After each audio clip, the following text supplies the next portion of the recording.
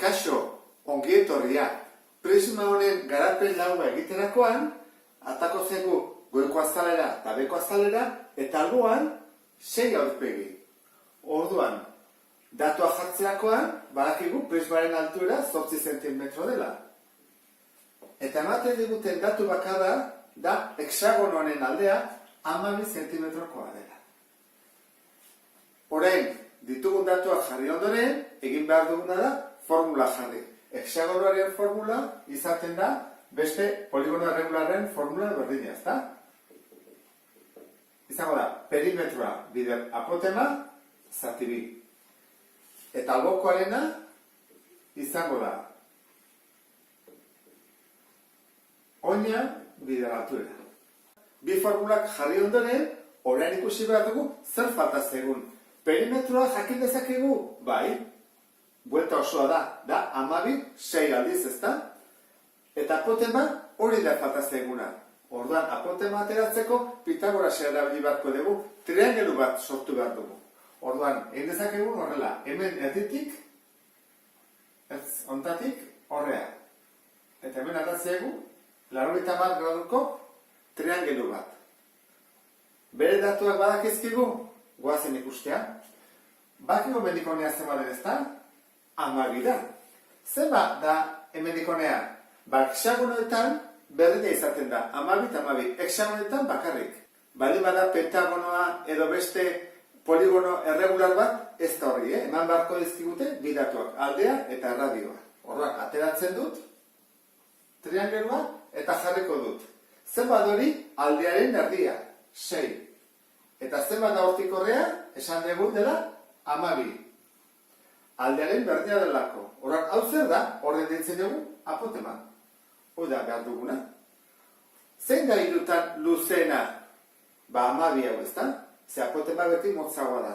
Orduan jarriko dugu, 12 berbi, berdin, apotema berbi, gehi 6 berbi.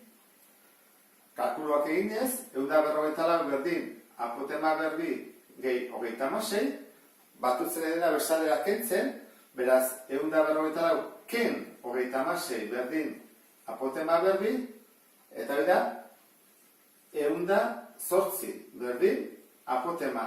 Eta berretzen nahi dena, bestaldea errotzen. Egingo dugu, erro, 108, 10,29. Orduan, badakigu dela, 10,29 zentimetro apotema. Hori jakinik, beste guztiak kalkulatzea nahiko azkarra izango da, ezta? Goazen ikusteak, zenbat da perimetroa esan dugu dela 12 bider 6. Beraz, jarriko dugu 12 bider 6, edo nahi baldin bada 72, zuzenean, bider apotema 10,29 zati bi. Toi atango zaigu, azalera bat. Eta horrena zein da? Oina. Oina da perimetroaren berdina, ezta? Orduan, jarri dezakegu 12 bider 6 edo ja 72. Gauza bera dela. Bider, altuera baina prismarena, 8. Orduan, kalkulatuko dugu bi kasuetan.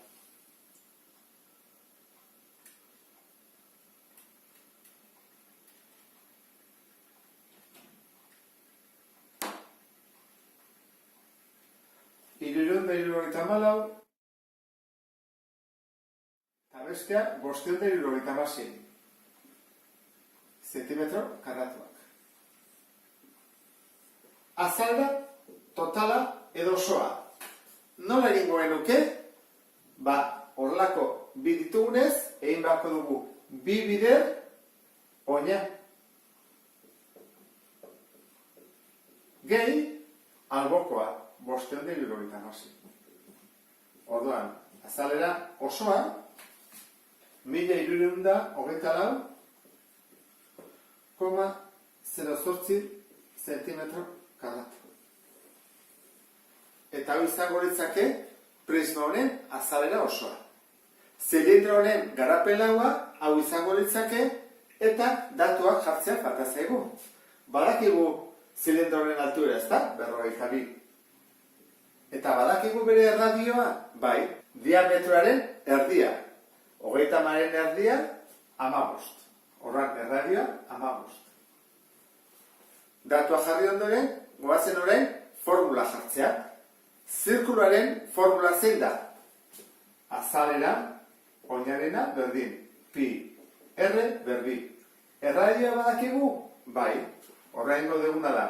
Pi, bider, 15 berbi. Orain, alboko azalera. Berdin. Da, oina bider altura. Laukizu zena delako. Oina badakigu zema den? Bai, izaten da beko azaleraren perimetroa. Eta buelta osoa da 2πr. Orduan da 2πr bider altura. Badakigu R?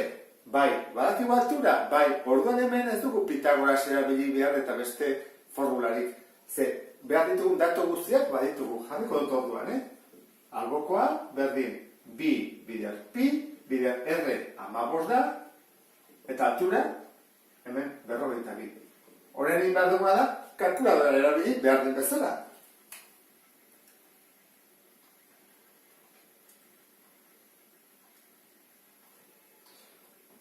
Zazpiren da 6, koma eta borobilduta 86 zentimetro karratu.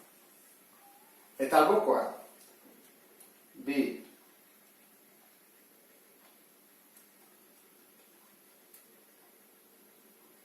irumila, behatzireun da, 48, koma, 41 borobilduta. Orain, azalera osoa, edo totala behar dugu.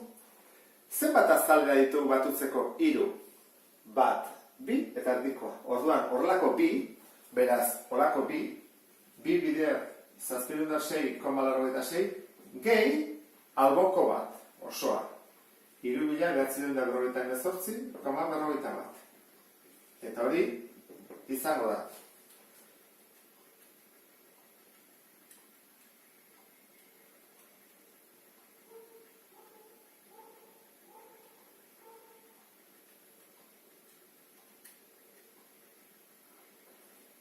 Bosmila, 362,13 zentimetro karratu.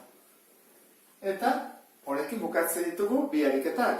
Beste bat arte, agur!